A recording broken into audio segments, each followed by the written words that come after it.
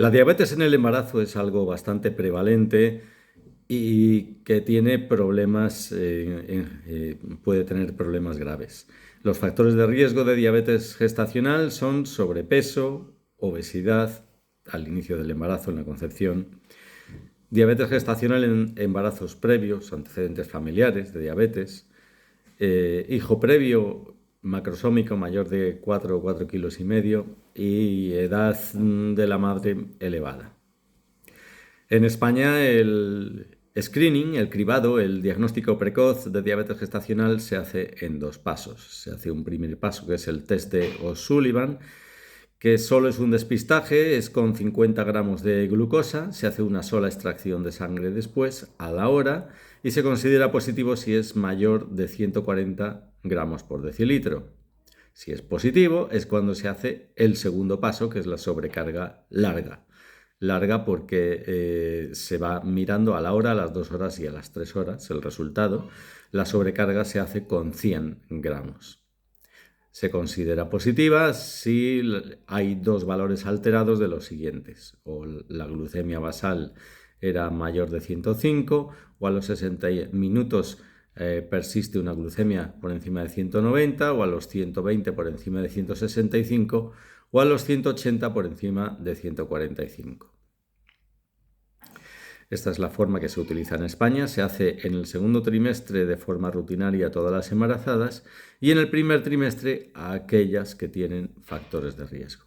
Hay otros países donde se hace solo en un paso directamente y se hace solo a mujeres con factores de riesgo, en general en el primer trimestre o al final del primer trimestre o al principio del segundo, depende del protocolo.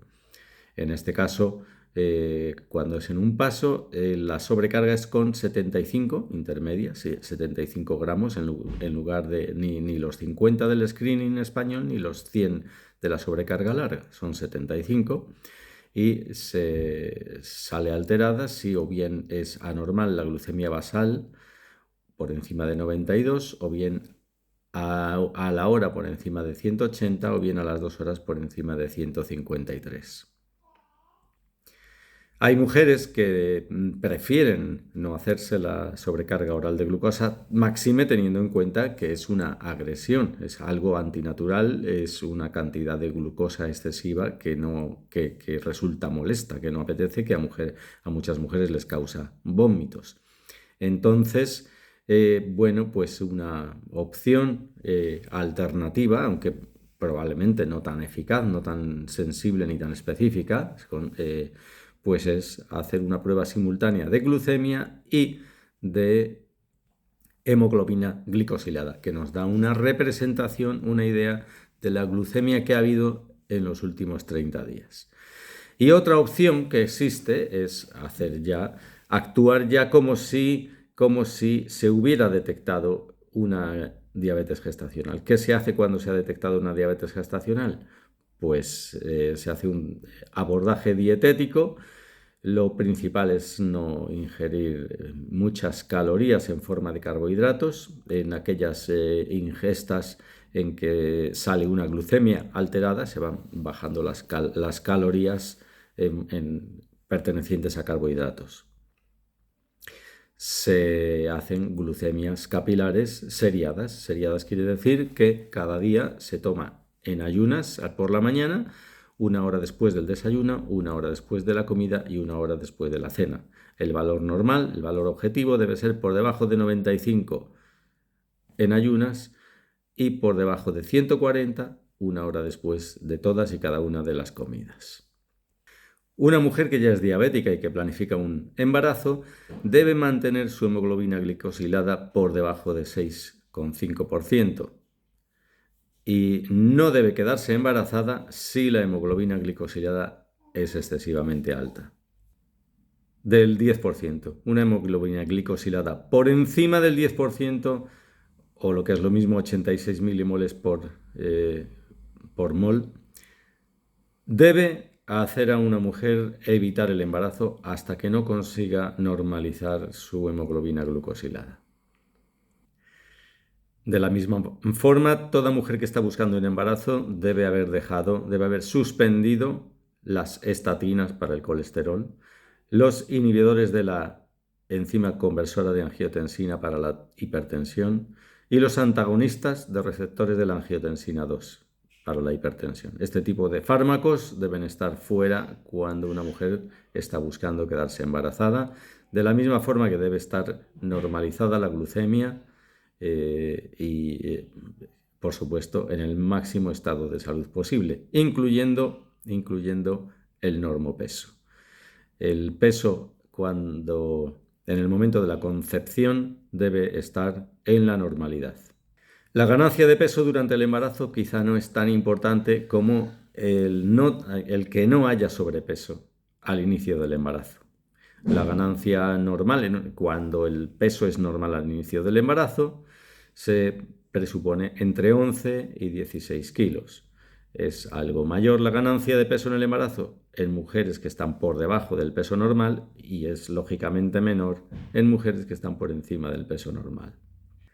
La obesidad y la diabetes dañan también el sistema inmunológico, causan una alteración del microbioma intestinal probablemente, y este microbioma intestinal alterado pues produce una variedad de biomoléculas, incluidos ácidos grasos de cadena corta, lipopolisacáridos y otros metabolitos que alteran la función inmune.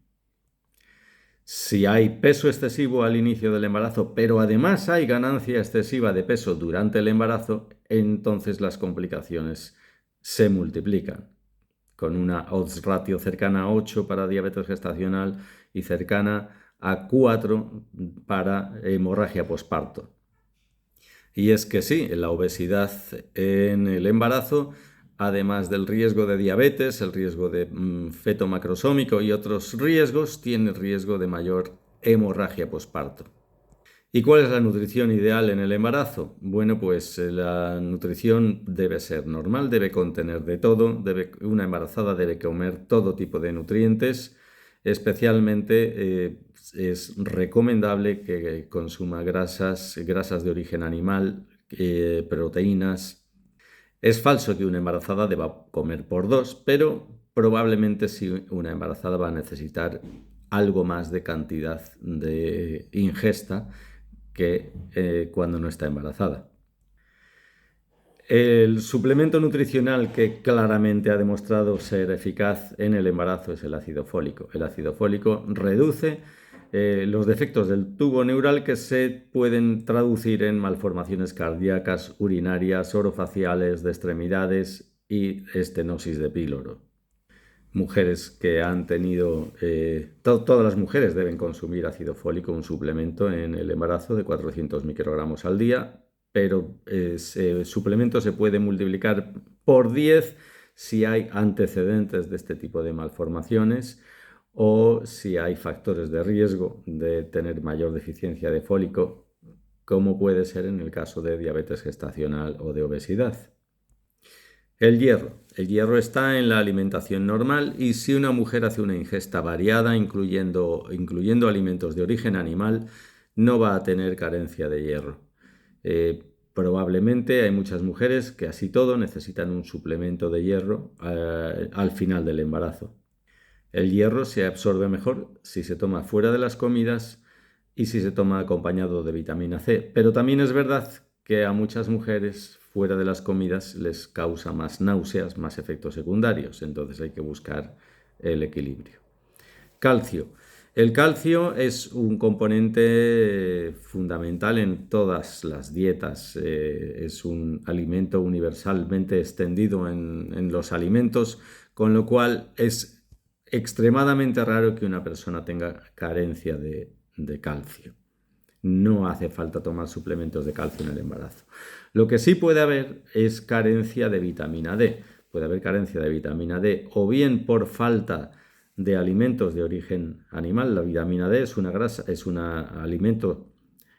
la vitamina D es una vitamina liposoluble que se encuentra en las grasas animales, pero además necesita, para su finalización del anabolismo, necesita el sol, la acción de la exposición al sol. La diabetes gestacional puede asociarse con hipovitaminosis D Y en esas mujeres, en mujeres diabéticas, obesas, es conveniente hacer analítica de nivel de vitamina D en el embarazo. Respecto al magnesio, hay estudios que empiezan a recomendar el uso de magnesio como suplemento en toda embarazada, pero el magnesio es un nutriente muy abundante en el agua de mar. Eh, un- la sal no refinada o utilizar agua de mar en la cocina puede ser una fuente maravillosa de magnesio.